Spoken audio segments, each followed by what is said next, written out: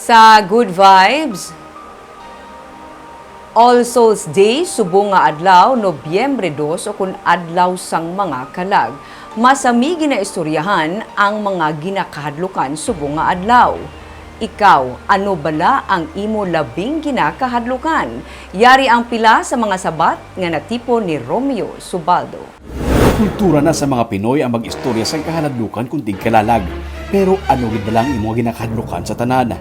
Para sa sinigang fruit vendor, ang mga masami makita sa telebisyon nga ginakahadlukan amo man ang ilang ginakulbaan. Ang isa sa ila may nakita na gani kuno. White lady. White lady? Nga ako kita ka ng white lady. Tingnan na ka. Why lang, kaya dukan ako. Dukan mo. Ako niya multo.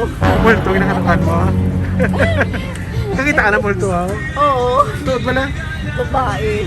Babae. Matanda. Sa school yun, lumang school. Para sa sini naman nga lalaki, mas kahaladlukan ang tao sa tanan nga klase sang tinuga. Lokan na tanong kuha na eh. Ano? Tao lang. Nga. Sino ka Ay. tao?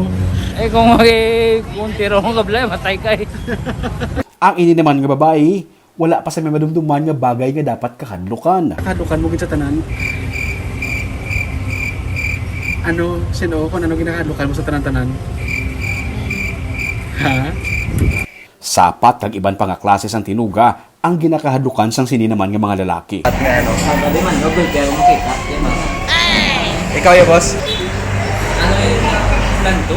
Landong? Nga. Wala mo na balaan kung ano nang landong. Ito, sabi ng taas, masat ng taas, mga 6 months na. Kaag, ang ini naman nga persona nakakita pa sa babae nga naglabay nga iya itudlo nga kahaladlukan. Sa tanan-tanan ano ginakadukan mo? Nga siya.